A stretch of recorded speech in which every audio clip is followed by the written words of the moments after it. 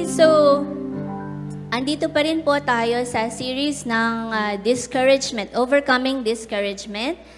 And today, we will say no to discouragement. Katulad po ng nabasa nyo sa ating post, sa ating Facebook page, we will say no to the voice of discouragement today.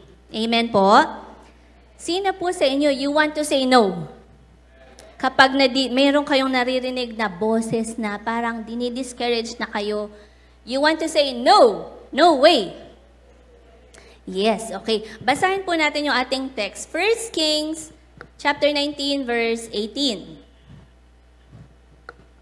Okay, basahin po natin ng sabay-sabay na malakas. Ready? Go. Yet I will preserve 7,000 others in Israel who have never bowed to Baal or kissed him. Okay.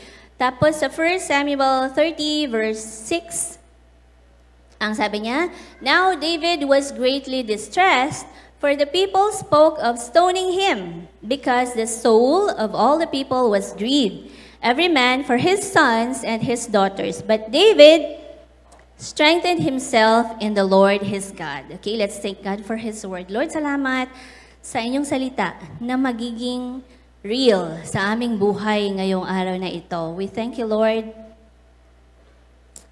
Your word says, the word was made flesh and dwelt among us. Today, Lord, we thank you that this word, we will see it in the flesh. Makikita namin sa aming mga buhay. It will dwell among us. Lord, makikita namin ang work po nito sa aming mga buhay. We thank you for the manifestation of this word. Lord, the strength, the courage to say no to negativity, to say no to discouragement. Salamat po sa pangalan ni Jesus. Amen. Okay, so kung mababasa po natin yung 1 Kings, actually ngayon sa devotion natin, nasa 1 Kings po tayo, hindi po ba? 1 Kings 8. So, in a few days, makikita nyo tong kwento na ito. Pero, ikukwento ko na siya sa inyo. So, that was when si Elijah, napatay po niya yung mga prophet, yung mga false prophets, 450 of them. Tapos, binalita ng hari doon sa reyna, si Jezebel. Sabi niya, si Elijah, nakapatay siya ng 450 na prophets. Tapos, ang sabi ni Queen Jezebel, kung ano yung ginawa niya sa mga propeta ko, ganun din ang gagawin ko sa kanya. So, pinahabol po niya si Elijah. And Elijah, hearing this, medyo nadismaya po siya. Sabi niya, bakit ganun nangyari? Kakapatay ko lang sa mga propeta ni Baal. Tapos ngayon, ako yung pinapahabol. Parang sabi niya, lagot ako ngayon kasi pinapahabol ako ng reyna. But you know what? Ito po yung encouragement ni Lord sa kanya. After pumunta siya doon sa desert at nagmuni-muni siya doon, mag-isa siyang nagmuni-muni doon. Nag-moment siya doon sa desert. Ang sabi ni Lord sa kanya, Yet I will preserve 7,000 others in Israel who have never bowed to Baal or kissed him. Ipipreserve ko tong mga taong ito na tapat sa akin, sabi ni Lord. So, it's a form of encouragement galing kay Lord na hindi mangyayari yung inaasam ni Jezebel. Hindi mangyayari yung plano na patayin siya. Kasi may isang Diyos na nagpipreserve sa kanya. Amen po? And then, yung isa naman, si King David, ayan, nabasa na natin yan sa devotion natin. David was greatly distressed. Bakit siya nalungkot? Distressed, no? Kasi nung lumabas siya dun sa kanilang kaharian para makilaban, nung pagbalik niya, nalaman niya na yung mga tao nila pinagpapatay, bata, matanda, babae, tapos nanakaw yung kanilang mga ari-arian. So, sabi niya, David was greatly distressed, nalungkot siya. At syempre, yung mamatayan ka, mawalan ka ng mga kamag-anak, mawalan ka ng ari-arian, napakalaking lungkot nun, napakagrabing lungkot nun po ba? Di po ba, minsan isang kamag-anak lang mawala sa atin, ang lungkot-lungkot na natin, yun pa, na lahat halos ng ng kakilala mo, lahat halos ng sinasakupan mo, na iniwan mo, alam mo, they were in good condition, tapos nung balikan mo, pinatay pala sila, pinagpapapatay. So nalungkot po talaga siya. But he did one thing. And sabi niya, David strengthened himself in the Lord his God. Nagpalakas siya sa Panginoon. No, he did not resort to, hindi siya uminom, hindi siya naglasing, hindi siya nagbarkada, hindi siya nagbisyo. Ang ginawa niya, he strengthened himself in the Lord. Okay? So, yun po ang pag-aaralan natin ngayong araw na ito. It's about saying no to those voice na nagdi-discourage sa atin. Amen? So, number 1, gusto ko pong malaman nyo that discouragement is one of the deadliest things in the life of a child of God. Okay? Sa isang buhay po ng isang anak ng Diyos, ang discouragement, we can say it's deadly. It's deadly. Bakit? It can lead to death. Paano yon? Siyempre, ano ba yung discouragement? It's parang napagod ka na emotionally, napagod ka na sa kakahintay, in-exert mo na lahat, binigay mo na lahat, tinodo mo na, pero wala pa ring nangyari. So, talaga, ang tendency is madi-discourage ka. Binigay mo na lahat, ginawa mo na lahat ng effort mo, still, parang walang improvement yung nangyayari sa'yo. So talagang malaki yung malaki yung posibilidad na talaga madi-discourage po kayo. Lahat ng mga resources nyo, binigay nyo na, ginamit nyo na para lang ma-achieve nyo yung gusto nyo, pero parang wala pa rin nangyayari. Alam nyo po, minsan hindi tayo prepared doon, no? Marami tayong mga ginagawa, pero minsan hindi natin napaghahandaan yung failure. No? Kaya minsan, meron kaming kakilala, nasa hospital yung kapatid niya. But it was really critical. Napakahirap sabihin sa isang tao na ihanda mo yung sarili mo. Kasi pag ang isang tao nasa critical na condition na siya, you know what's next, hindi po ba? So, ang hirap sabihin sa isang tao na ihanda mo na yung sarili mo. Kasi, sa totoo, in reality, malapit na. Malapit na siyang mamatay, in short. Pero, sa totoo po, dapat paghandaan din natin yon para pag dumating siya, hindi tayo nabubulaga. May pain, pero hindi great ang pain. No? Most of us do not prepare ourselves for such moments. So when they come, pag dumating po sila, nabibreak po tayo. No, we really become heartbroken. Tapos nade-devastate yung buhay natin dahil sa sobrang lungkot.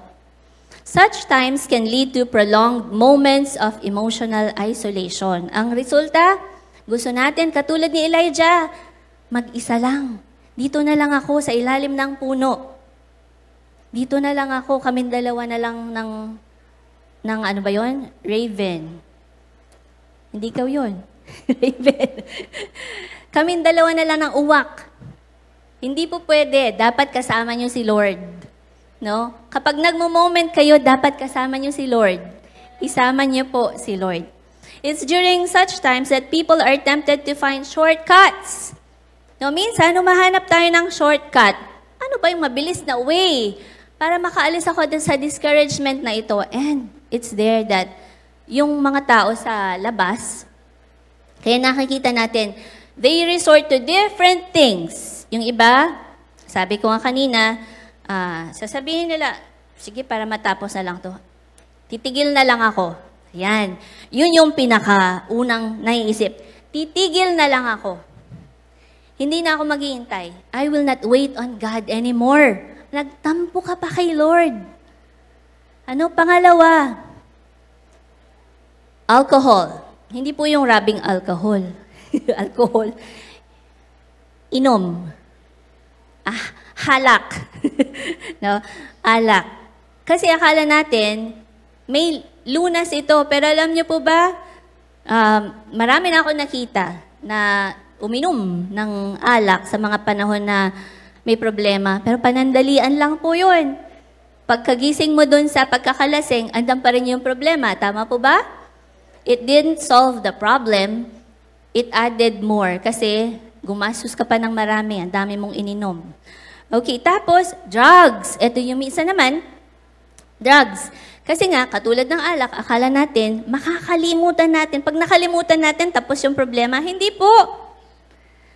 Especially if nalulung tayo, parang lalong magiging komplikado yung sitwasyon. So, alcohol is not the solution, drugs is not the solution, violence, minsan naman nagwawala. Akala natin, pag na-release natin yung galit natin, binalibag lahat natin yung mga appliances natin sa bahay, akala natin na-solve na yung problema, pero hindi po. Lalong dumami kasi nasira lahat ng gamit mo. Wala ka ng washing machine, wala ka ng oven toaster, wala ka ng microwave. Bakit? Binalibag mo lahat. O di ba? Lalong lumaki yung problema. Violence is not a solution. And even suicide. Akala natin, tapos yung problema, hindi po. Natapos yung buhay natin, pero hindi natapos yung problema. No? So especially young people, suicide is not the solution to your discouragement. Hindi po pagkitil ng buhay ang solusyon. May mas magandang solusyon. Hindi po ba? Don't listen to that voice na ito ang solusyon. Na suicide ang solusyon. Minsan, ang lakas ng boses niyan, especially if lungkot ka na wala ka nang maisip na solusyon, sasabihin niya, tapusin mo na lang ang buhay mo. But no, huwag po kayong makinig dun sa boses na yon. Amen? Especially now, ang dami nating napapanood, ang dami nating nakikita, nababasa, na yun ang parang mabilis nilang solusyon. Especially young people, marami akong nababasa. But no, young people, I want you to get protected. Hindi yan ang solusyon. You have your friends, you have your cell leader, you have your life group. You can turn with them to God. No? Kasama mo ang life group mo, lumapit kayo sa Diyos. Okay? And then, si Elijah, nakita natin si Elijah, kahit na man of God siya, prophet siya, hindi po siya exempted. He also faced discouragement. So, ibig sabihin, hindi po exempted ang mga anak ng Diyos sa mga discouragement. No?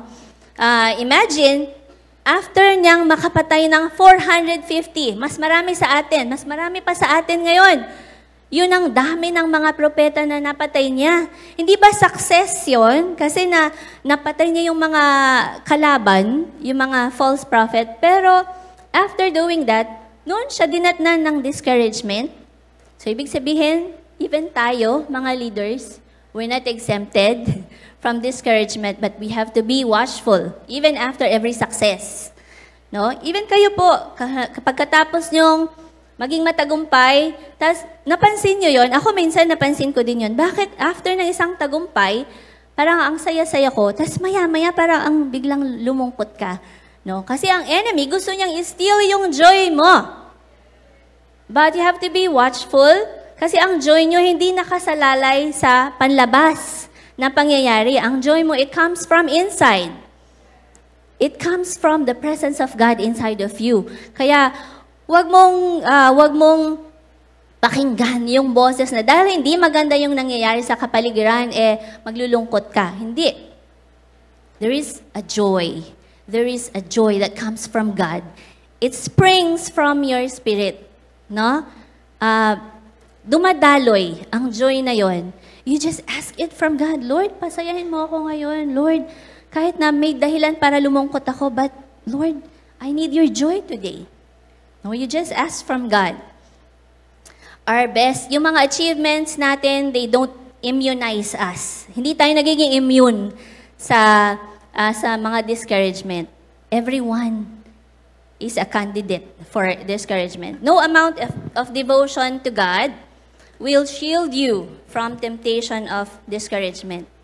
Kahit na pastor ka, prime 12 ka, cell leader ka, kapitan ka, mayor ka, lahat, presidente ka, Wala pong exempted sa discouragement. Lahat po tayo, ano?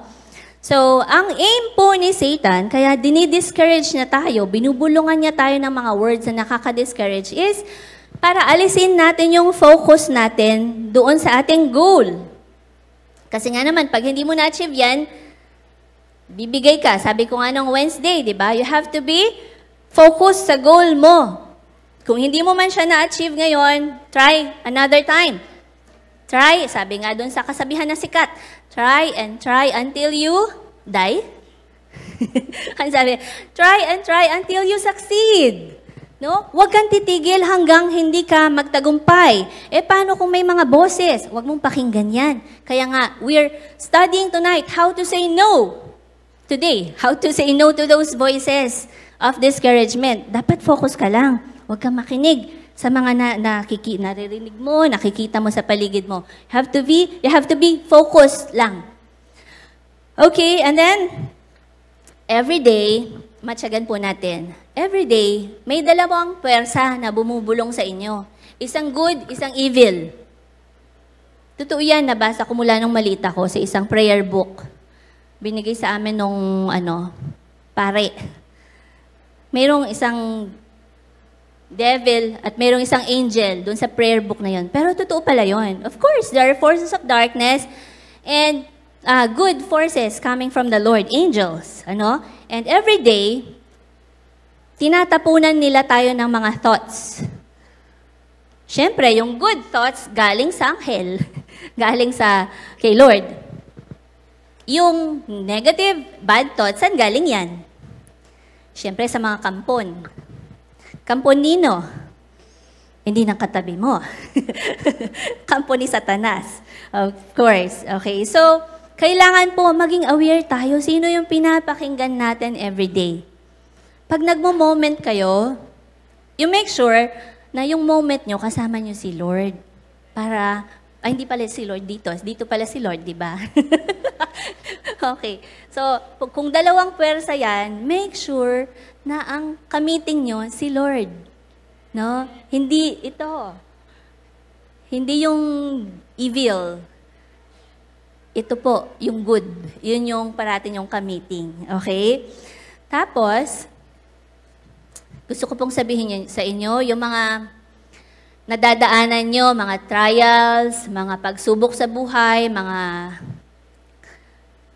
temptations. Inallow po yan ni Lord. Inintend po yan ni Lord para training natin sa buhay, para lumakas yung mga spiritual muscles natin. Kagaya po pag nagtitraining tayo, hindi ba pag walking na lang o kaya jogging. First 3 days, di ba ang sakit? Dito, pag halimbawa lumakad ka, inikutan mo yung parade grounds ng 2 beses. Di ba ang sakit dito pag uwi nyo? Mga 3 araw, mararamdaman nyo yun. Pero pang-4, pang-5, pang-10 araw, hindi mo na mararamdaman. Bakit? Nag-adjust na kasi yung mga muscles mo.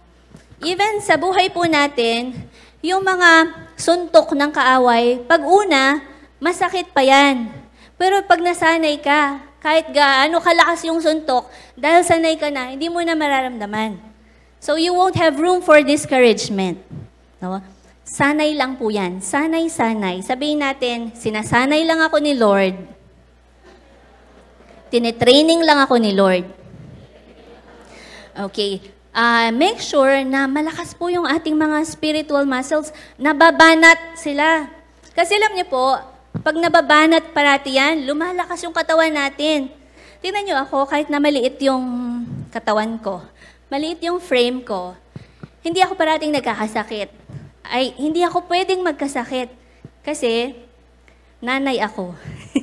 Di ba yung mga nanay, bawal magkasakit? Hindi pwede. Pag nanay ang nagkasakit, kawawa ang asawa, kawawa ang mga anak. Kaya ngayon, hindi pwedeng magkasakit. Pag banat yung katawan mo sa trabaho, matibay. Matibay ka. Hindi po ba? Okay, so, hayaan natin, yung spirit natin, mabanat siya, ma-stretch siya sa mga pagsubok. No? Tanggapin nyo lang po yan, daanan nyo lang. Discouragement comes through isolation. Pag kayo lang mag-isa, kayo na lang. Mabilis pong pumasok yung discouragement. Bakit? Kasi you have a lot of time to think. Muni-muni, balik-balikan yung mga hindi magandang mga pangyayari. Pero pag marami kang kasama, marami kang napagsasabihan, nakikipagkwentuhan ka sa marami, parang nakakalimutan mo yung mga discouragements, no? It's easier. Pero hindi naman totally nawawala. It's just easier. So, kapag nadi-discourage po kayo, go to a person na pinagkakatiwalaan nyo. Okay lang mag-moment, basta importante ang ka-moment mo si Lord. No? Pero pag ikaw lang mag-isa, hindi advisable. No? May mga time talaga na we can spend them by ourselves. Pero bilang isang Kristiyano, lumapit po tayo sa mga taong napapagkatiwalaan natin. Ang boses ng discouragement ay mas malakas pag mag-isa lang tayo.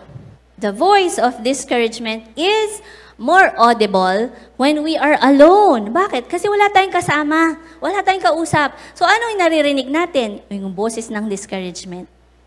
Pero pag may kausap tayo, hindi natin napapansin yon. Minsan, napansin ko yon sa McDonald's, sa drive-thru. Sa drive-thru ng McDonald's, meron doon yung cashier. Tapos siya din yung kumukuha ng orders, di ba? So sabi niya, may I take your order, ma'am or sir? Tapos, kukunin niya, sige, isang breakfast, ano ba yun? Big breakfast, isang sausage McMuffin. Tapos, pupunta ka na doon sa next lane na doon ka magbabayad. Nung pagkita ko, siya din pala yung kumukuha ng order. So, isa lang trabaho niya. Sabi ko, paano niya nagagawa na nagsasalita siya, tapos nagsusukli siya, na hindi siya nagkakamali? No? They were trained siguro, no? Na-train sila. Pero, sabi kong gano'n, noon ko naalala to, pag nakikinig ka, tapos nagsasalita ka, may tendency talaga na ma-confuse ka. No? Pero, kapag halimbawa, may kasama ka, may kausap ka, hindi mo mapapansin yung sinasabi sa'yo.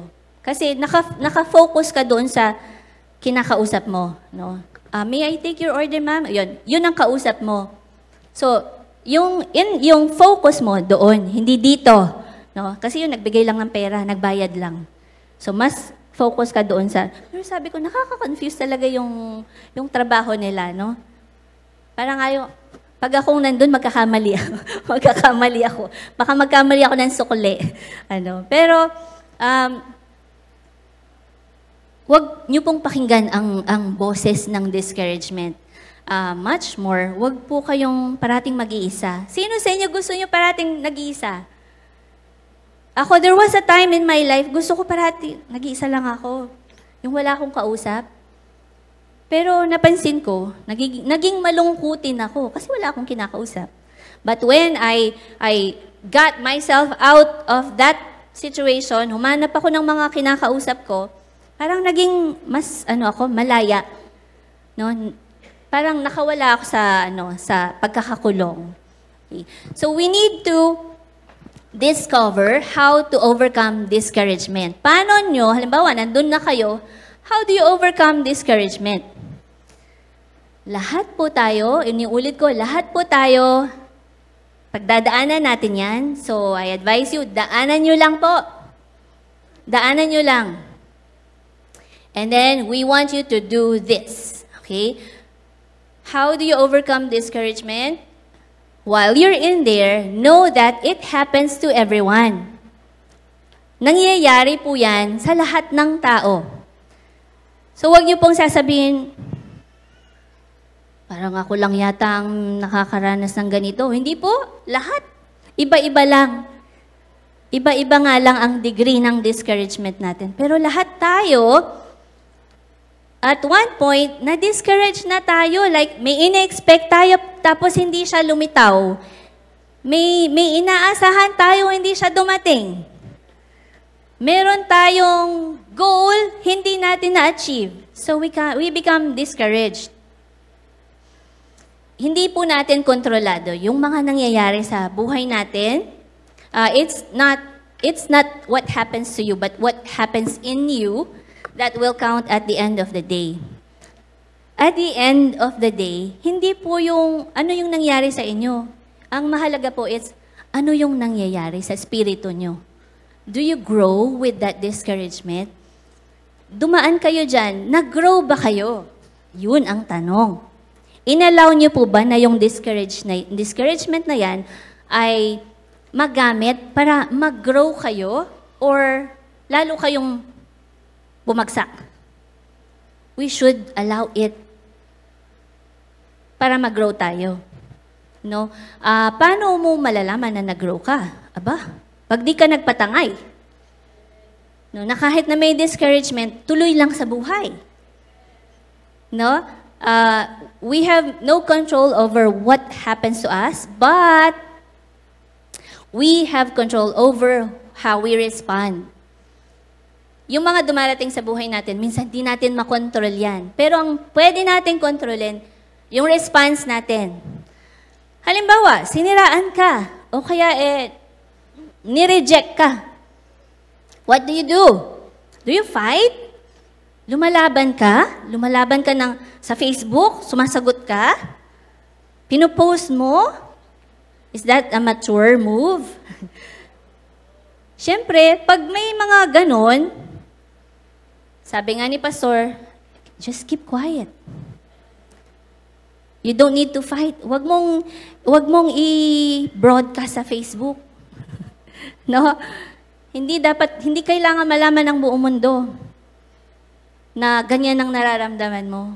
God knows it. No? Sufficient na 'yon. The more na maraming nakakaalam, parang the more na maraming makikialam. So, kontrolin po natin yung ating response. Let us have the right response. And every time, sabi ko nga dun sa mga kinakaunselan ko, the right response would be the way of love. Pag ginawan kayo ng masama, love, forgiveness, humility, na mahirap, hindi madali. Kasi bakit? Ang hirap magpatawad, no? Ang hirap na mag-humble ka. Ang hirap nun. But it's God's way. So we will do it. No? Pag mayroong ninakawan ka, what do you do?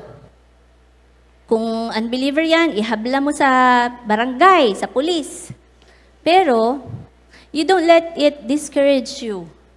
No, kaya may mga nangutang sa inyo, hindi kayo binayaran, talagang nakakadismaya yun. I tell you. Nakakadismaya yun. Pero, what do we do? Do we fight? Pwede tayong maghabla. Pero after doing that, let's leave everything to God. No? May mga bagay tayong gagawin tayo, pero may mga bagay na ipagpapasa Diyos natin. We cannot control yung ibang tao, hindi natin makokontrol yung mga emosyon nila, yung mga moves nila. But all we can control is us, tayo. So yun ang bantayan natin.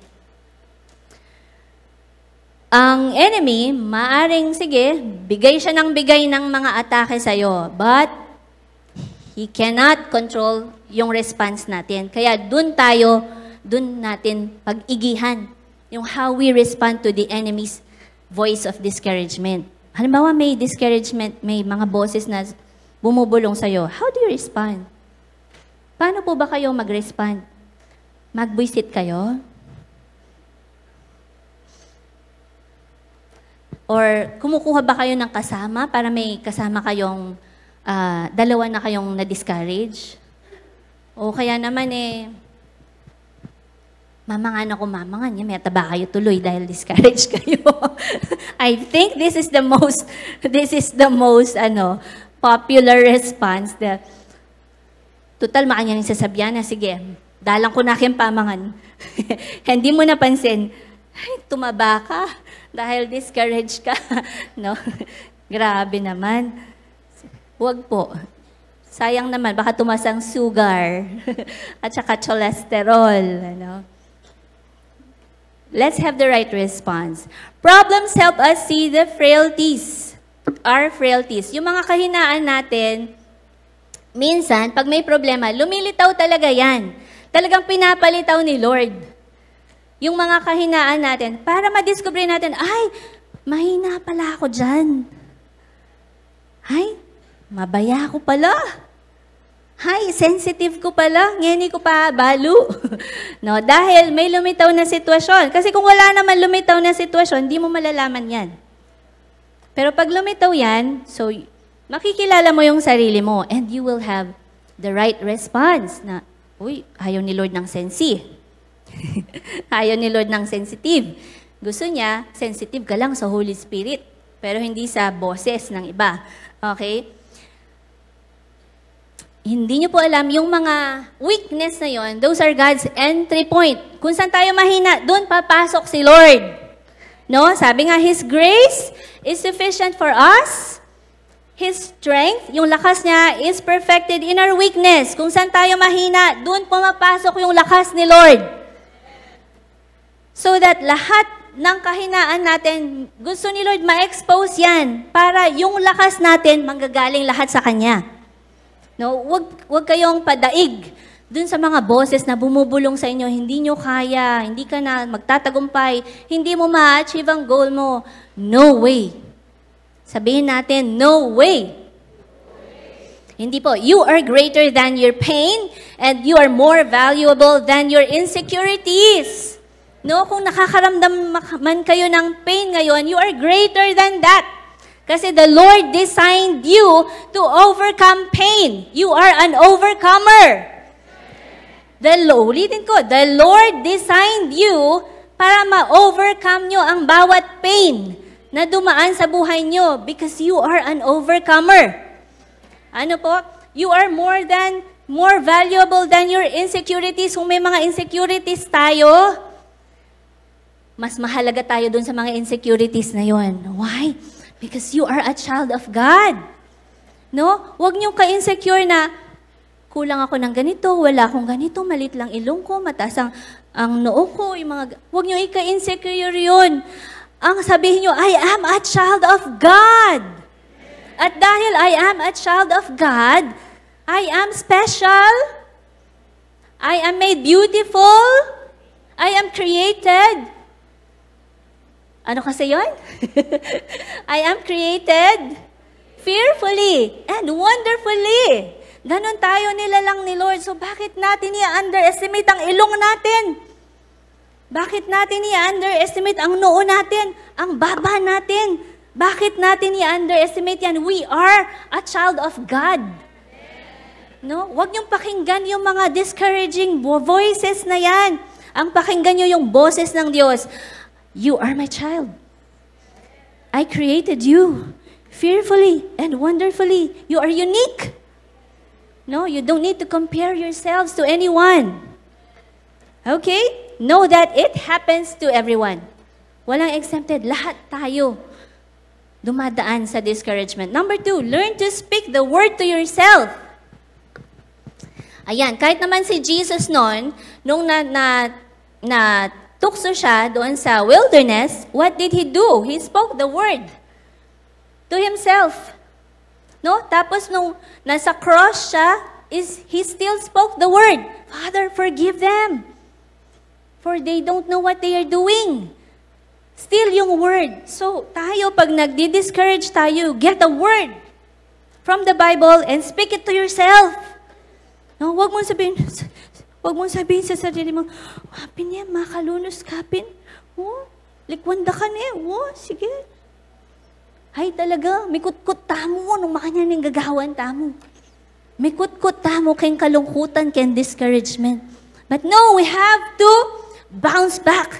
No, kasi the Lord made us resilient tayo dapat bumabangon sa pagkakasadlak, sa lugmok.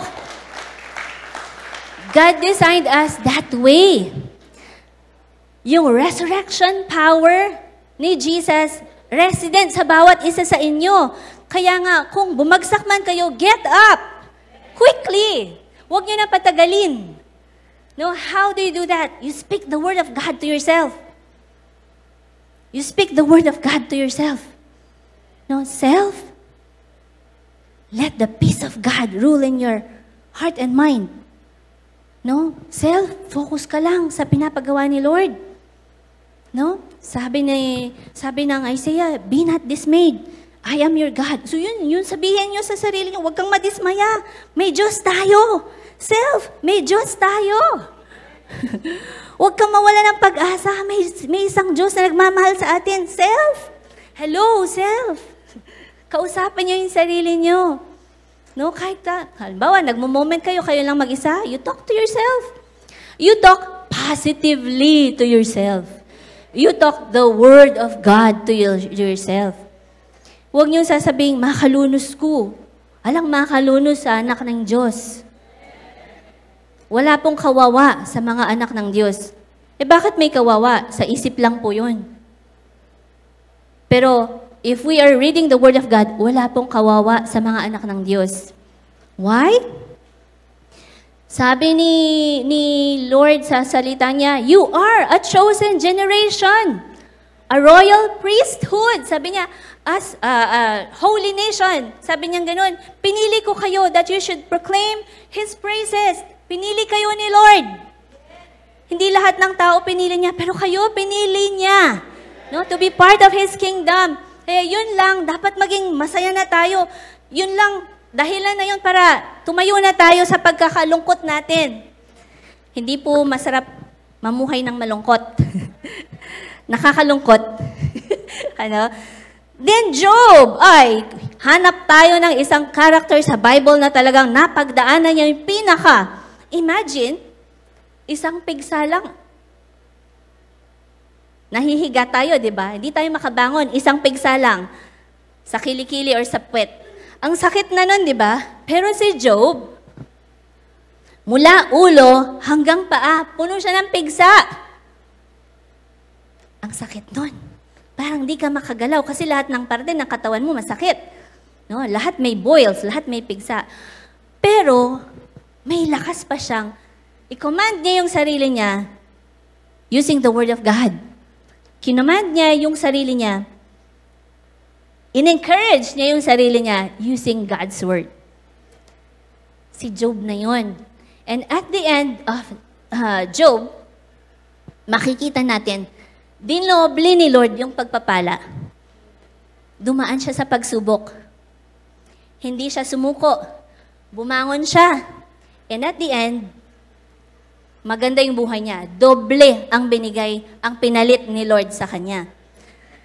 So, may benepisyo po when you speak the Word of God to yourself. No? The Word creates hope in the midst of adversity. Siyempre, pag may problema tayo, sinabi natin, dineclare natin yung salita ng Diyos, it creates hope in every heart. Sa inyong mga puso, nagkakaroon kayo ng pag-asa. Kasi sa totoo lang naman, sa salita ng Diyos lang tayo magkakaroon ng pag-asa. No? Minsan, sa salita ng tao, hindi tayo makakaasa. No? Parang, it's not really that reliable. Pero, pag si Lord ang nagsabi, kung ano yung sinabi niya, yun na yun. Tutuparin niya. Kaya nga, let the Word of God stir up the hope in you. There's always a word that matches your situation.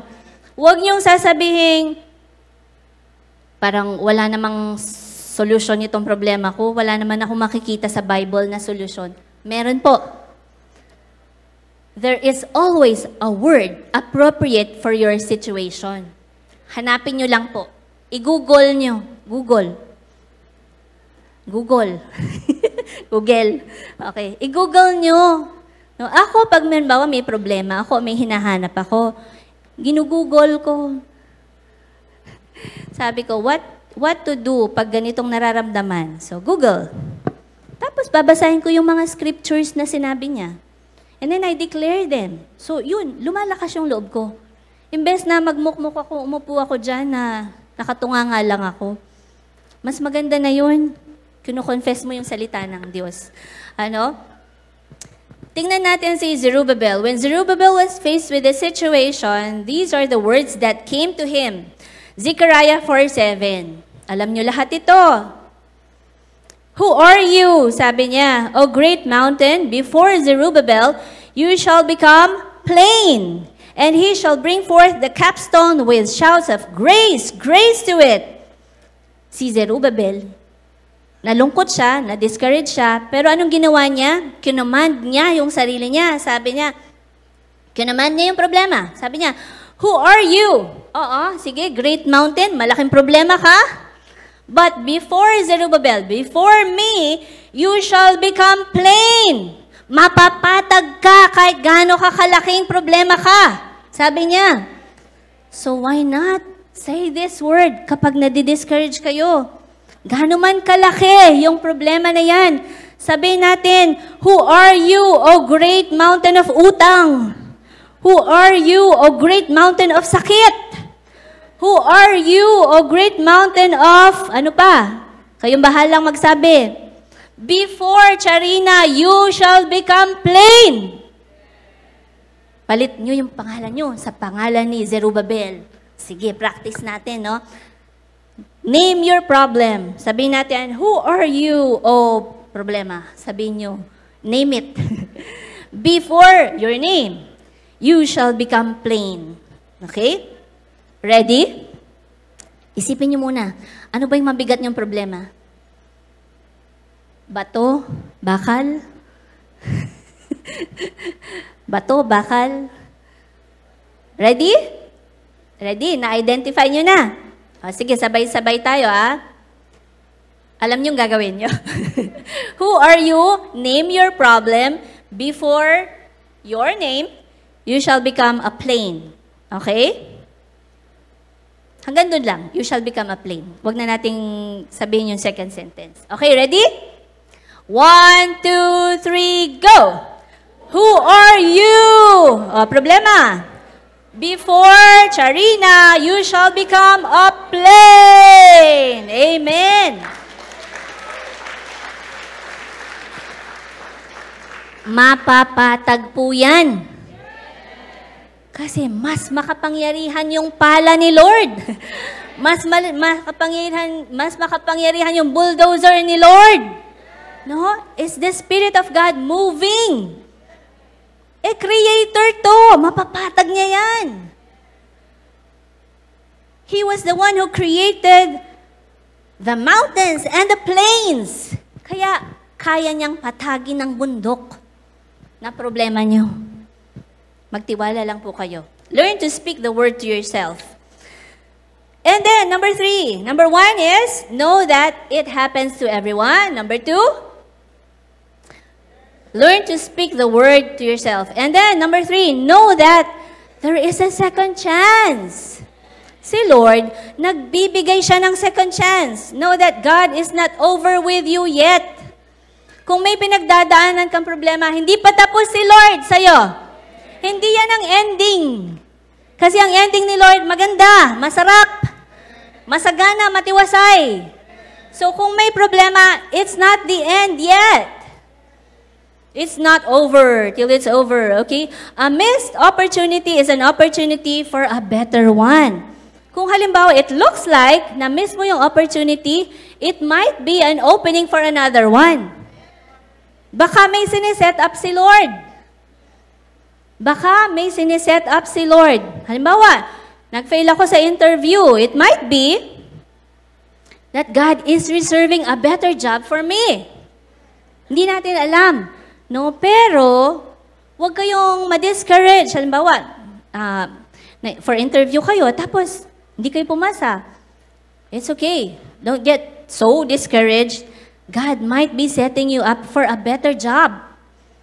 No? Kahit tayong mga nanay, meron tayong gustong ma-achieve, meron tayong gustong magkaroon, pero hindi tayo nagkakaroon. It might be may siniset up si Lord para sa atin na makakabuti sa atin. God will never run out of blessings. It is us who run out of patience lang. Si Lord, hindi siya maubusan ng pagpapala sa atin. Minsan lang or kadalasan, tayo lang yung naubusan ng pasensya. No, hindi tayo makapaghintay, but huwag tayong ma-discourage. That's not the end yet. May next episode si Lord. Okay? Hintayin nyo lang po. Just get yourself up No, itayo nyo yung sarili nyo and stop listening. Say no to those voices of discouragement. Sabi sa Hebrews 10:35-36, therefore, do not cast away your confidence. Sige nga, ulitin natin. Therefore, do not cast away your confidence, which has great reward. For you have need of endurance, so that after you have done the will of God, you may receive the promise. Hintayin nyo lang, okay? Huwag nyong itapon. Huwag nyong itapon yung inyong confidence, yung inyong pag-asa sa promise ng God. Huwag niyo pong itapon yan. Huwag niyong alisin. Okay? Kasi may reward ang inyong paghihintay. May reward po ang inyong pagbabata sa paghihintay kay Lord. Sabi niya, kailangan nyo lang ng endurance. Kailangan nyo lang maghintay ng medyo matagal para, bakit? Para yung spiritual muscles ninyo ay lumakas. Okay? So that after you have done the will of God, ano yung will ng God na yun? Maghintay. Huwag makinig sa mga boses ng discouragement. Speak the word. Okay? You may receive the promise. After doing those, you will receive the promise. Amen to 2. Those voices might tell you, di man totoo yan. Will you believe that? Pag sinabi niya, immediately after hearing, you may receive the promise, you will hear another voice. The voice says, you will receive the promise. But there's another voice that will say, mantutuyan, paglokwa na kang pastora. Niloloko ka lang, binobola ka lang ni pastora. Sinong pakikinggan nyo? Yung good voice or yung evil voice? Yung word of encouragement na galing sa word ng God? O yung word of discouragement? Mag-ingat tayo sinong pinapakinggan natin. Okay? So, may second chance na ibinibigay si Lord. Hintayin po natin. No? Tumaya tayo doon sa second chance na binibigay niya. Hintayin natin gumalaw si Lord. And then the last one, see the bigger picture. Masarap kasi, mas maganda pag nakikita natin yung bigger picture. And we can see that bigger picture in the Word of God. Ano yung plan niya? Ito yung paborito nating verse. Ano sabi niya? For I know the plans I have for you. Sabi ni Lord, alam ko yung mga planong pinlano ko para sa'yo. They are plans to prosper you and not to harm you, to give you hope and a better future. Yun ang ending ni Lord. To give you hope and a future.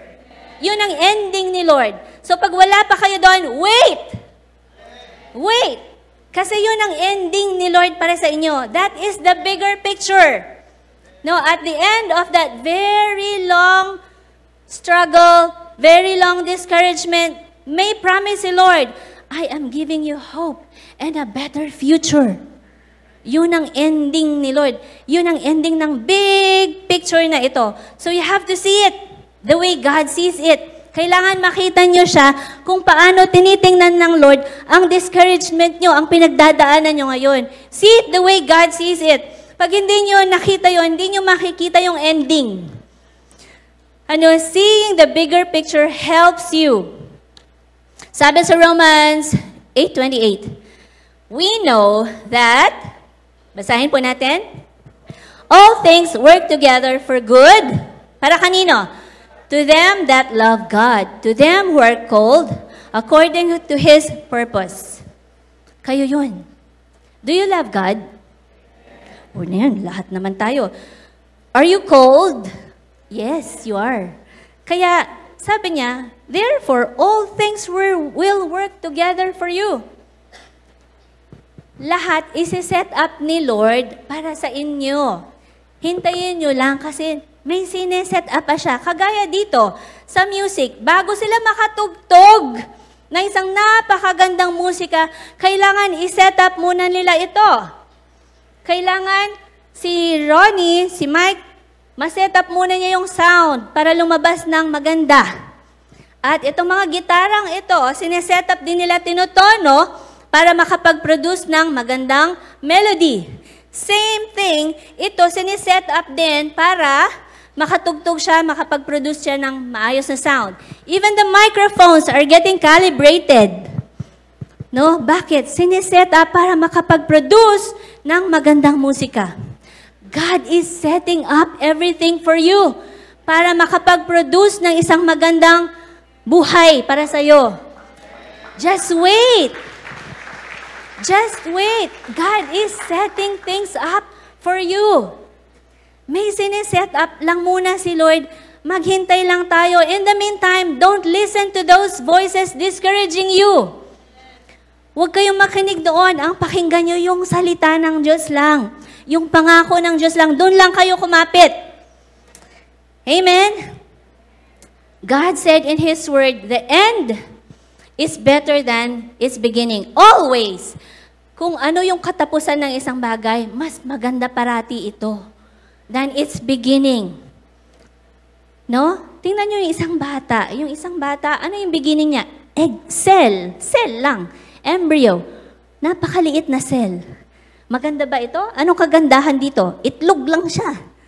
But, pag na-develop siya, after 9 months, lalabas siya. Napakaganda. Napakaganda. Napakaganda. Kasi bakit? May siniset up si Lord. Kinukumpleto niya yung mga parts ng katawan natin while in the womb. It doesn't look good. Parang nakakatakot kasi very sensitive. No? Pag nagbubuntis ka, it doesn't look good. It doesn't feel good. Pero pag lumabas na yung baby, sinong pinakamasaya? Yung magulang. Yung lolo't lola. No? Bakit? Na-prepare. Na-prepare. That is the ending. Okay, that is the bigger picture. Kaya nga po, may katapusan. Ano man po yung nangyayari sa buhay nyo ngayon, may katapusan, ano man yung pinagdadaanan nyo. Sakit? May katapusan yan. May ending yan. Kahirapan? May ending po yan. Kakulangan? May ending po yan. Kabiguan? May ending po yan. Kahihiyan? May ending po yan. Lahat po ng mga pinagdadaanan nyo na nakaka-discourage sa inyo, may ending po lahat yan. Luke 12:32. Sabi niya, "Fear not, little flock, for it is your Father's good pleasure to give you the kingdom." Huwag kayong matakot. Takot na takot yung mga disciples. Anong kakainin namin? Paano kami makakauwi? Anong isusuot namin? Pero sabi ni Jesus sa kanila, "Fear not, little flock, for it is your Father's good pleasure to give you the kingdom." Masaya si Lord. Hindi lang damit ang ibibigay niya sa inyo, hindi lang pagkain. It's His pleasure to give you the kingdom. Whatever is in the kingdom is yours. Kung ano man yung nasa kaharian ng Diyos, it's yours. So don't be afraid, sabi sa message, don't be afraid of missing out. You're my dearest friend, sabi ni Lord. The Father wants to give you the very kingdom itself. Wow! Sa atin ang kaharian. Sa atin po yung kaharian. So, what do I say? Ito po yung aking habilin sa inyo. You stop listening to those discouraging voices. Isaiah 40, andyan pa ba siya? Isaiah 40, sabi niya, 27-31. Israel, why then do you complain that the Lord doesn't know your troubles or care if you suffer injustice? Don't you know? Haven't you heard? The Lord is the everlasting God. He created all the world. He never grows tired or weary. No one understands His thoughts. He strengthens those who are weak and tired. Even those who are young grow weak. Young people can fall exhausted. But those who trust in the Lord for help will find their strength renewed. They will rise on wings like eagles. They will run and not get weary. They will walk and not grow weak. Yun po yung pangako ni Lord. Basahin natin sa Tagalog. Okay, Israel. Or palit natin yung pangalan natin. Erlinda, Esther. Okay, ready? Go. Charina, bakit ka ba nagrereklamo na tila hindi pansin ni Yahweh ang kabalisahan mo? O hindi inalalayan sa kaapihang nararanasan? Hindi ba nyo nalalaman? Di ba nyo naririnig? Na itong si Yahweh ang walang hanggang Diyos, ang siyang lumikha ng buong daigdig. Hindi siya napapagod. Sa isipan niya'y walang makakaunawa. Ang mahihina at mga napapagod ay kanyang pinapalakas. Kahit na ang mga kabataan ay napapagod at nanlulupaypay. Ngunit, muling lumalakas at sumisigla ang nagtitiwala kay Yahweh. Lilipad silang tulad ng mga agila. Sila'y tatakbo, ngunit hindi mapapagod. Sila'y lalakad, ngunit hindi manghihina. Yan po yung pangako ni Lord sa inyo. We have a powerful God. We have a strong God. Psalm 73:25-26 says, "Whom have I in heaven but you? And there is none upon earth that I desire besides you. Yes, my flesh and my heart fail, but God is the strength of my heart and my portion forever." Si Lord po yung portion natin. He knows what He is doing. He knows what is going on in our lives. Just wait for Him. And don't listen to those accusing, discouraging voices. Look to God. We have God in heaven. We have God in our hearts. No? Yes, minsan, nanlalambot tayo, nanlulupaypay. But I tell you, God is the strength of our heart. God is our portion. God is the strength of my heart. God is the strength of my heart. God is the strength of my heart and my portion forever. God is the strength. Let's look to God.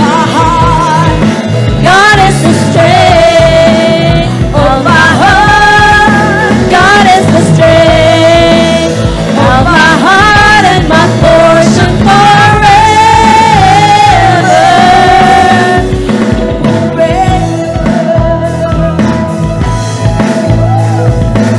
Let's sing the song. Am I in heaven?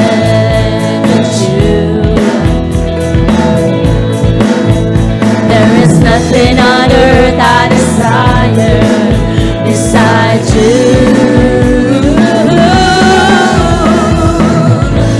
My heart and my strength, anytime saving. But there is one truth that always will prevail.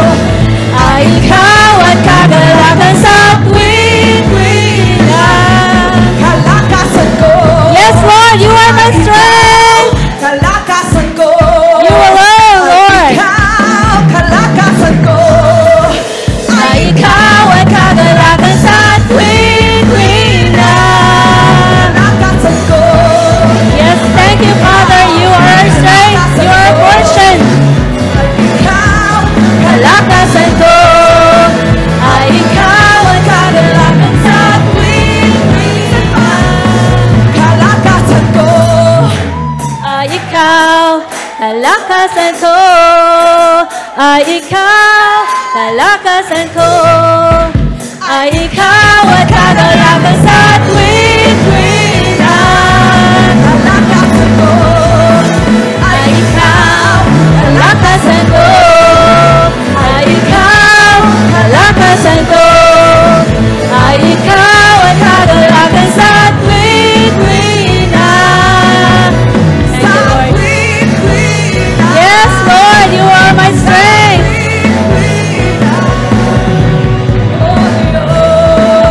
Thank you, Lord.